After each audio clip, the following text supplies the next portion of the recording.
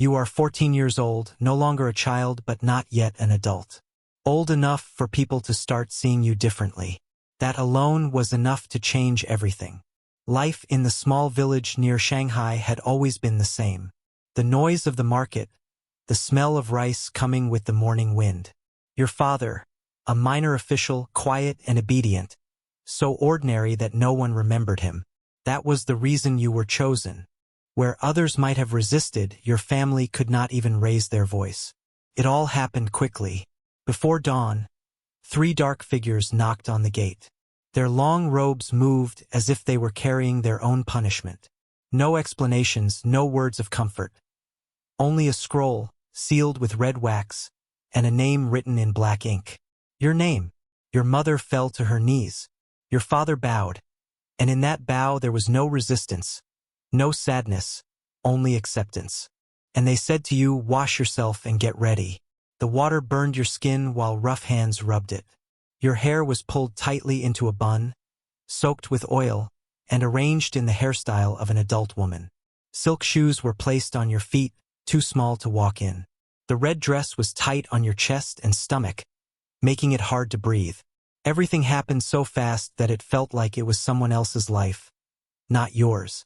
The woman who went with you turned her eyes away, afraid to look directly. Softly, so no one could hear, she whispered, "Don't cry. The palace does not allow traces." The carriage was waiting at the gate. Your mother stayed on the ground. Your father was still bent, and you stepped inside, not realizing that the road from the village would never bring you back. The journey took several days.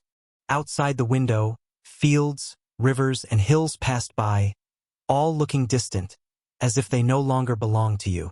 No one spoke during the way. At night you were laid on lacquered wood covered with silk that was not yours. You closed your eyes and saw your mother's hands, felt their warmth, and woke up to the dull sound of drums far away. When the walls of Beijing finally appeared, you thought you had entered another world. The forbidden city rose before you as if it swallowed the sky. Golden roofs shined like fire, and the red walls surrounded you like bars. Every gate was guarded, every glance measured. From that moment you were no longer a daughter, no longer a person. Now you belonged to the emperor. You were led through the gate of heavenly purity. The floor was made of white jade, so smooth that it reflected your trembling hands. Other girls were standing in the hall. Their faces were motionless, their eyes empty. They looked like dolls standing in a line. You tried to speak, to ask why you had been brought here and what would happen next. But the eunuch lifted his hand, and you went silent at once. The corridor you were led through became narrower with every step. The walls, without windows, were covered in carved dragons and seemed endless. Strange sounds came from behind the doors. Crying, splashing water, tearing cloth. Then an old woman dressed in black blocked your way. Her face, covered in deep wrinkles, looked emotionless. She looked at you with the eyes of a butcher watching future meat. Her lips moved slightly. "She will do." The doors closed behind you. Candlelight stung your eyes. And for the first time you understood that this was not the start of a new life. It was the beginning of a test. One that would decide whether you would stay here under silk roofs or vanish without a trace. In the Forbidden City, a girl's worth was not measured by kindness, or by mind, or by heart. Here they looked at only one thing. Had anyone touched you before? You are not asked anything. There is no choice, only an order. The woman in black gives a sign with her hand. Undress. There is no request in her tone, only a dry command. You stand frozen for a second, but the eunuch is beside you, his face blank, gloves already on his hands. He does not wait. The fabric is torn. The knot in your hair is pulled apart, and you remain standing as no one has ever seen you. You want to scream, but now you understand. In this place, you are not considered human.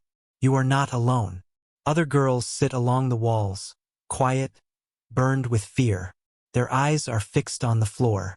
None of them cry, not because it doesn't hurt, but because fear has already taken their tears away. The cleansing begins. Not warm, not gentle, cold water poured from buckets that burns to goosebumps. Old hands clenched in fists, Rough fingers like sandpaper rub your skin until red marks appear.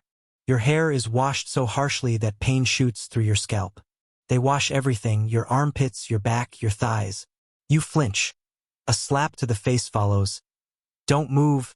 The Emperor dislikes dirt. Your nails are trimmed to the flesh. Your hair checked for lice. Your face covered with pearl powder until it's whiter than paper. Your body rubbed with oil until it shines, as if polishing a statue. No one tells you why. No one explains what comes next.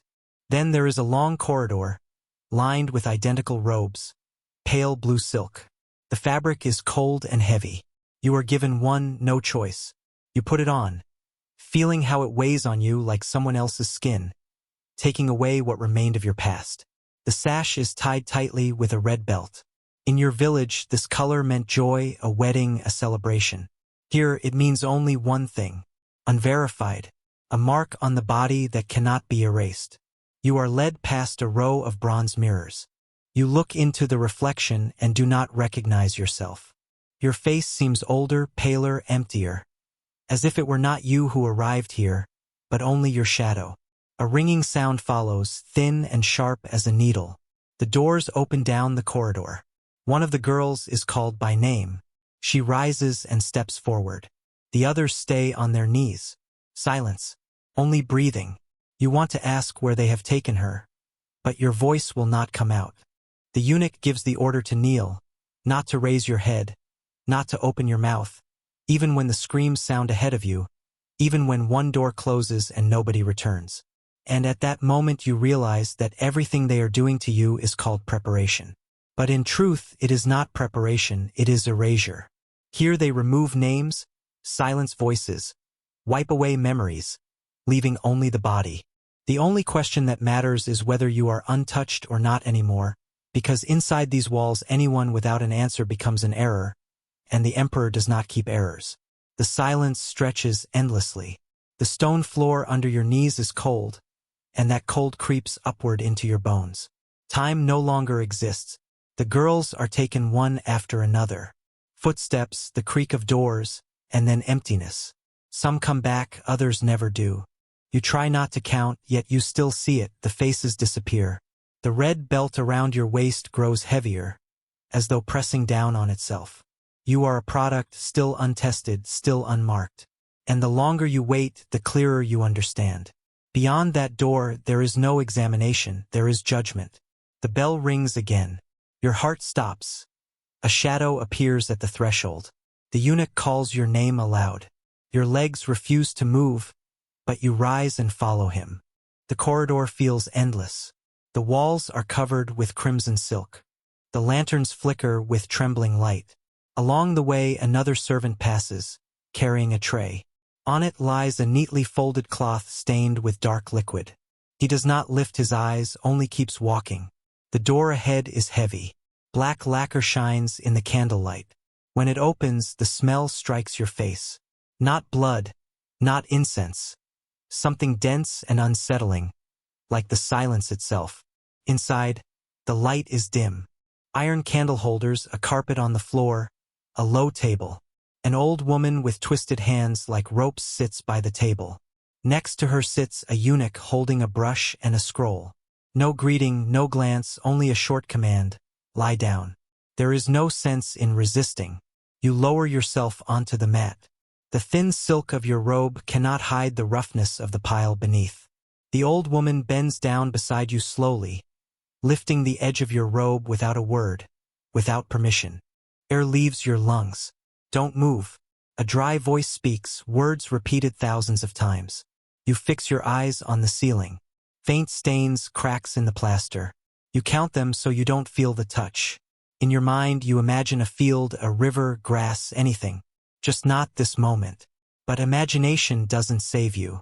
You are here, and other hands decide your fate. The old woman mutters under her breath. There are no marks. The comb remains intact. Resistance minimal. The eunuch records every word, as if writing a bill in a merchant's shop. You wonder how many such scrolls have already been stored in the archives, how many bodies described in identical words. There are no tears. You forbid them because any emotion can be called rebellion, and then the outcome will be different. At the end, the old woman takes a piece of cloth, a delicate ritual that has nothing to do with healing. She presses it against your body and waits. For them, purity is not judged by the heart but by a stain on the fabric. But what if the body leaves nothing? What if all of it is false? It does not matter. No one seeks truth here, only obedience. There is no trace on the cloth. The old woman nods once. Good enough. It is not praise, not acknowledgement, only a mark. Good enough. The eunuch approaches, removes the red belt. In its place, a new one is tied, white and gold intertwined, the sign of acceptance. You leave the chamber as someone else. A part of you remains behind, on the mat, beneath the candles, in the hands of the old woman. Part that will never return. In the hallway, another girl waits for her turn. Her eyes slide toward your belt, and her fingers tremble. You want to tell her run, but you stay silent because you yourself did not run, because you know escape is impossible here. You have passed, but at the same time taken a step farther from yourself. Here, in the heart of the empire, girls are turned not into humans but into proof of lineage, of obedience, of authority's control. And now you are one of them. You sit among the rest, those who came back. No one speaks aloud, yet everyone knows that not all who enter that door return. The silence weighs heavier than any wall. Around you, the girls breathe evenly, learning to be still like statues. Only their eyes move sometimes. Some are hollow, some bewildered. Some look as though their souls stayed behind. You look at their belts, white, gold, shimmering, all bearing the sign of good, but without joy or relief. You too wait for something inside to flare, the feeling that you have preserved life, proved your worth. Yet there is nothing. Only emptiness, because this is not victory but delay. Something else fills the air. Rumors, quiet voices about those who did not pass. It is never spoken openly, but everyone has heard. Some are sent back home, yet home no longer receives them. Families turn away, names are erased, lives collapse. Others remain here, but not as the chosen, as shadows. They are sent to menial work, in kitchens, in hills, to wash, to scrub, to carry water until their youth is gone. And there are others, those even whispered about with reluctance. They vanish without a trace. One day you hear a story. A young girl, too proud, said she would keep herself for marriage, not for a foreign master. Hairpins were found hidden in her sleeves. She never returned. No one saw where she was taken. No one asked. And there were others who were broken even before. Along the way there are soldiers, relatives, traitors to fate, and girls who have already lived through violence but are forced to pretend to be pure. They are the most frightened. They try with all their strength to pass the tests, but their bodies betray them. Then they are branded not as victims but as spoiled. You hear these stories and realize, you are lucky, yet the word tastes bitter. Lucky not to die, lucky not to vanish. But what then? You are moved to another section of the palace. Here everything is quieter and more frightening. The floors still shine, the walls still gleam, but the air feels heavier. Now you belong to the inner court. There is an order here as well. At the top stands the empress, the only lawful wife. Beneath her is the noble consort, below her 6 junior wives, and beneath them dozens, hundreds of girls like you. No rank, no defense. You are only a name on a list, a body in waiting. You are taught new rules. The fabric grows softer, the hairstyle changes, the face is repainted. You must not appear innocent, but desirable. Every gesture is trained. The step light like wind. The bow, not too deep, for you are not a servant. The voice, gentle, like the sound of paper moving. And only when you are spoken to. The regulations never end.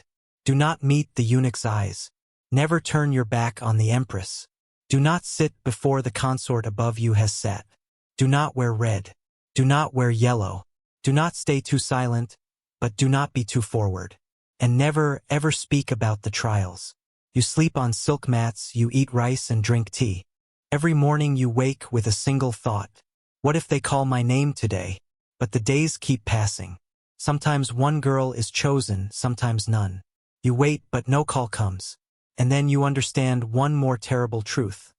Passing the test does not mean being chosen. It is only the first step. There are dozens, hundreds like you here. Each one waits. And if they never call your name, you will stay here forever. The Forbidden City never releases those who have entered it. You can leave only by the ruler's own will, and that happens less often than snow in summer. Even if you are never summoned to him, even if you live here for years in waiting, you still belong to him. You try to adapt. You walk through gardens where lotus flowers bloom.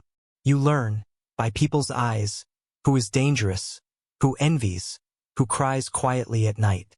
You meet women who have been waiting for many years. One day you hear about a girl who was forgotten. She lived inside her chamber for 4 years until sickness took her away. The door was opened only when the smell spread through the corridors. You glance at your white and gold belt and understand. You passed the trial, you preserved yourself. But that gives no guarantee. Perhaps you too will simply fade into waiting, like many others. And behind the thin palace walls at midnight, sometimes a fire flickers. Servants turn away without a word. Everyone knows they burn what must not be spoken of. Then one day a new girl is brought into the hall. Very young, perhaps 13.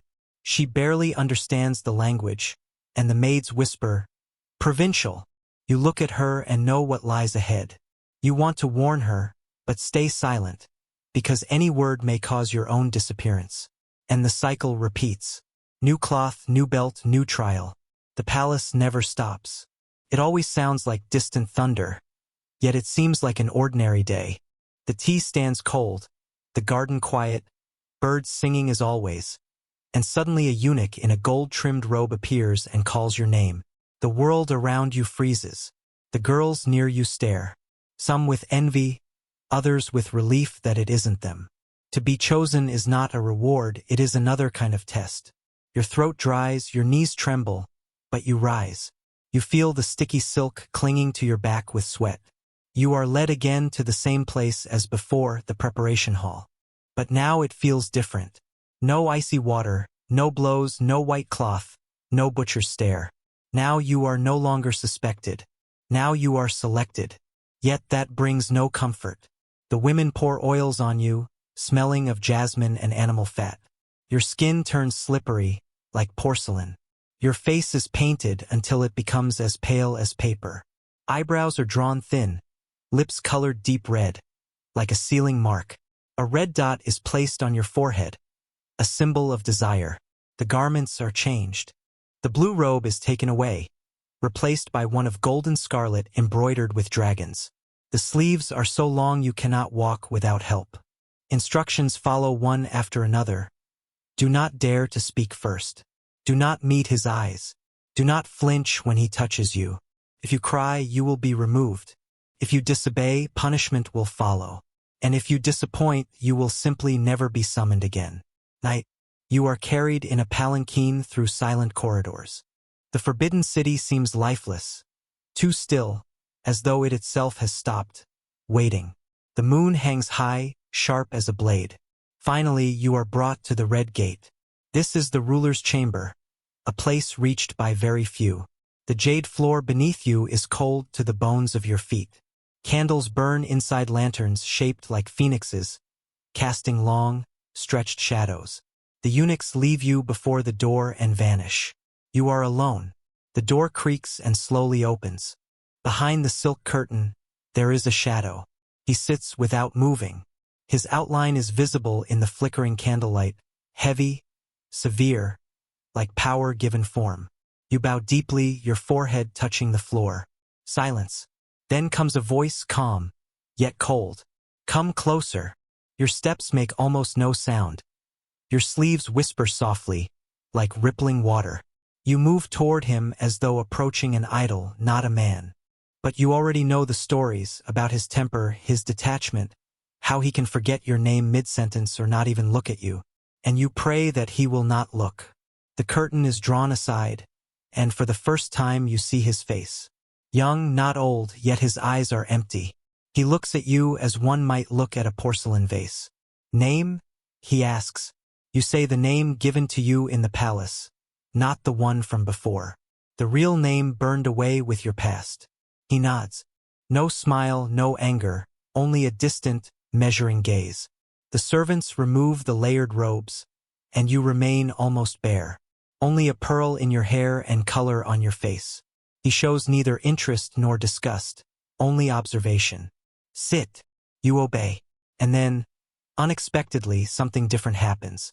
He speaks a question, not a command, not a judgment. A question. Where are you from? What flowers bloom there in spring? You answer cautiously. He asks another and another. The conversation lasts longer than you imagined. But you realize he does not want to know you. He only decides whether you are worth remembering. His hand touches yours briefly, coolly. You do not move. You cannot. Then he rises, one motion of his hand. You may go. You bow once more, put on your robe again, and leave. The stars beyond the palace walls remain the same, yet you are not. You have crossed an unseen boundary from which there is no return. By morning, your chamber has changed. The food is warmer, the fabrics newer, the guards more alert. No one says it aloud, but everyone knows where you were. And that means the game around you is now far more dangerous. The other girls smile with tension. Someone hisses behind your back. One spits where you walked. In the evening, you discover your dress torn apart. No one asks who did it. It needs no question. Then you realize you are no longer invisible. You exist now in his memory, and that itself is power. But that power is not yours. It lures like a scent and fades just as fast. You no longer shout, no longer weep, no longer ask, "Why me?" Not because you have grown strong, but because silence is the only thing left that belongs to you. 2 years have passed since the day you were placed on the list and the fabric was pressed against your skin to seal your fate. You endured, you were chosen, you played the game, and you still remain. Not free but alive. Once you believed that survival meant pride, a core within. But survival in the palace means something else. It is the art of vanishing without being erased. It is the skill of becoming a shadow, to exist, but not draw eyes, to breathe quietly and not reveal yourself.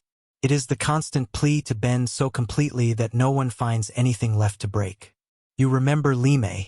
She used to hum softly while brushing her hair. There was a birthmark on her wrist, shaped like a teardrop. Last winter, her song ended. Servants found her body in the lotus pond. The water made no splash. No words were spoken. Her name was erased. Yet in your mind, she lingers louder than when alive, because her ending could easily become yours. It still could.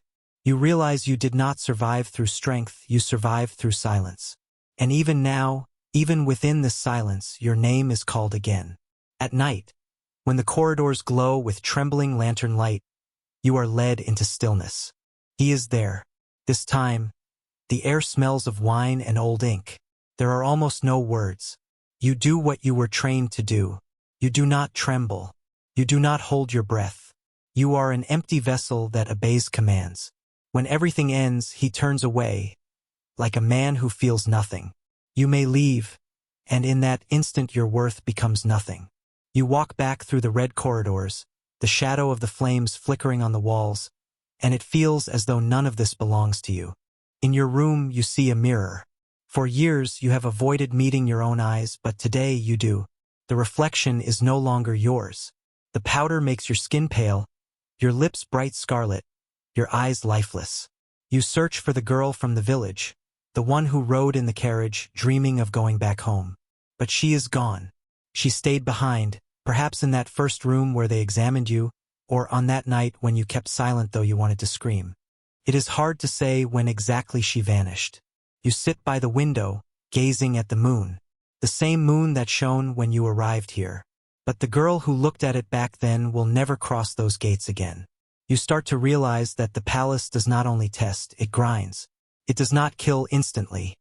It drains you slowly until only a husk remains. You are alive, yet it is a life without yourself.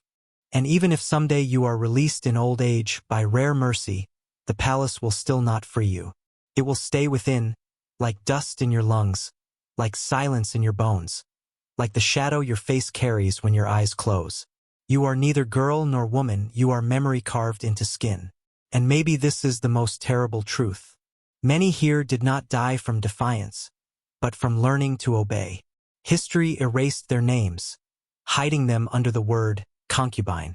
But behind that word lies no luxury, only endless trials, waiting, and a slow disappearance. Why?